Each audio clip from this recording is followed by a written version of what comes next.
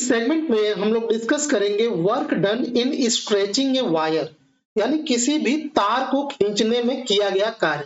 बहुत ही important topic है। Elasticity का बहुत ही फेमस फॉर्मूला है कि किसी भी तार को अगर स्ट्रेच किया जाता है, खींचा जाता है, तो कितना कार्य करना पड़ेगा, प्लस इस प्रक्रिया के दौरान उस तार में जो पर यूनिट वॉल्यूम में जो स्ट्रेन एनर्जी या यूं कह लीजिए पोटेंशियल एनर्जी, जो जिसको हम लोग स्ट्रेन पोटेंशियल एनर्जी यहाँ पे बोलेंगे, पर यूनिट वॉल्यूम में वो कितना स्टोर्ड होता है, वो होता है 1/2 स्ट्रेस इंटू स्ट्रेन, यानी 1/2 प्रतिबल गुणे विकृति। बहुत ही इंपॉर्टेंट फॉर्मूला ये है, इसी का हम लोग डेरिवेशन करेंगे। ठीक, तो जैसा कि हमने बताया, हमें किसी तार को स्ट्रेच करना है, खींचना है। तो मान लीजिए यहाँ पे ये एक वायर है और इस वायर का ओरिजिनल लेंथ है कैपिटल L। अब इसको फोर्स लगा के ये एक बल लगा के इसी के डायरेक्शन में इसको मान लीजिए स्ट्रेच किया जाता है, तो इसका लेंथ x यूनिट बढ़ जाता है। क्लियर? तो इस पूरे प्रक्रिया में इस तार को खींचने में कितना कार्य करना पड़ा और इसके अंदर कितना potential energy per unit volume में स्टोर हुआ, उसी को हम लोग निकालने वाले हैं। ठीक, तो consider a wire of length capital L and area of cross section capital A is stretched through a distance small x by applying a force F along its length। तो इस केस में स्ट्रेस इक्वल टू हो जाएगा F by A and strain equal to small x by capital L। अब आप लोग जानते हैं यंग मॉडुलस इक्वल टू होता है स्ट्रेस बाय स्ट्रेन, यानी F by A बटे x by L। तो ये F into L by A into x हो जाएगा। तो यहाँ से ये फोर्स की वैल्यू निकाल लीजिए, ये जो फोर्स F है, तो ये F equal to Y A by L into X. यहाँ से हम लोग एक और वैल्यू निकाल लेते हैं स्ट्रेस का, यानी F बाई ए, क्योंकि इसका यूज हम आगे करेंगे, यानी stress F by A equal to Y into X by L. तो ये इक्वेशन 1 इसका हम आगे यूज करेंगे। फिलहाल हम शुरुआत इसी इक्वेशन से आगे बढ़ते हैं। तो अब ये फोर्स निकल के आ गया, यानी इतने फोर्स से उस वायर को खींचा जा रहा है। तो मान लेते हैं कि the work done dw in stretching a wire by small distance dx। देखिए, क्योंकि पूरा x लेंथ का एक बार में तो हम वर्क निकाल नहीं पाएंगे, तो मान लेते हैं बहुत ही छोटा सा लेंथ dx इस वायर को स्ट्रेच करने में जो वर्क किया गया है वो dw किया गया है। फिर हम लोग इसको इंटीग्रेट कर देंगे, तो इस वायर को पूरा x डिस्टेंस तक स्ट्रेच करने में कितना वर्क टोटल आएगा वो निकल जाएगा।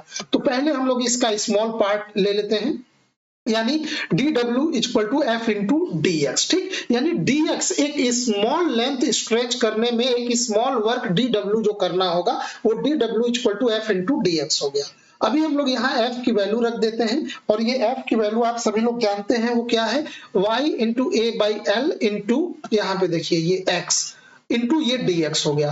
अब देखिए, अब हमें निकालना है टोटल वर्क। तो यहाँ से total work done in stretching the wire from its original length L to L plus x, यानी ओरिजिनल लेंथ L से L प्लस x तक स्ट्रेच करने में हमें कितना वर्क करना होगा।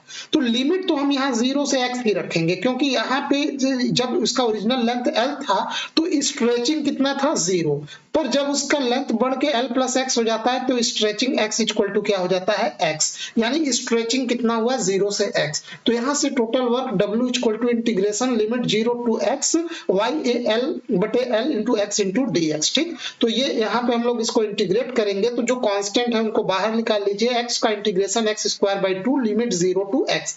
इसको हमने सॉल्व किया तो ये इतना आ गया 1/2 y a बटे l इंटू एक्स स्क्वायर। ए इसका क्रॉस सेक्शन एरिया है वायर का।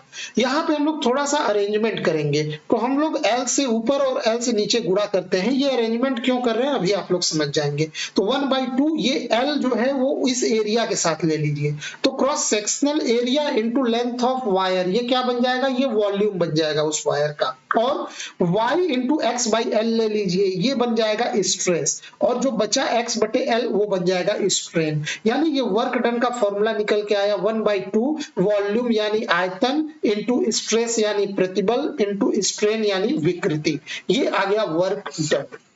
तो अब देखिए, यही जो वर्क डन है वो पोटेंशियल एनर्जी के फॉर्म में उस वायर में स्टोर्ड हो जाएगा। तो जो strain potential energy per unit volume निकल के आएगा, तो उसमें हम लोग यहाँ वॉल्यूम का फैक्टर 1 मान लेते हैं, पर यूनिट वॉल्यूम पे निकालना है तो वो आ जाएगा U equal to 1/2 stress into strain. समझ में आया? पूरे वॉल्यूम में कितना पोटेंशियल एनर्जी स्टोर्ड होगा तो वो इतना ही होगा, ये बराबर यहाँ पे U कर लीजिए। तो पूरे वॉल्यूम में पोटेंशियल एनर्जी स्टोर्ड होगा 1/2 volume into stress into strain, per unit volume में कितना स्टोर्ड होगा स्ट्रेन पोटेंशियल एनर्जी, वो होगा 1/2 स्ट्रेस इंटू स्ट्रेन, यानी 1/2 प्रतिबल गुणे विकृति। ठीक है, तो ये एक छोटा सा टॉपिक था बट बहुत इंपॉर्टेंट है, ये बहुत बार एग्जाम में ये डेरिवेशन पूछा जाता है, इस पे न्यूमेरिकल भी पूछा जाता है। ठीक, तो आई होप आपको ये एक छोटा सा सेगमेंट पसंद आया होगा। ठीक है, इसको मैं एक टॉपिक के फॉर्म में करवा दिया हूं, बट ये क्वेश्चन के फॉर्म में ये इस प्रकार से ये पूछा जाएगा। So that for a tensile strain the strain energy per unit volume is 1/2 stress into strain. अगर पर यूनिट वॉल्यूम में नहीं पूछेगा तो यहाँ वॉल्यूम का फैक्टर भी जुड़ा रहेगा। ठीक, तो जिस भी फॉर्म में पूछेगा आप लोग एग्जाम में कर लेंगे। ठीक, तो इस सेगमेंट में बस इतना ही। वीडियो देखने के लिए आपका बहुत बहुत धन्यवाद।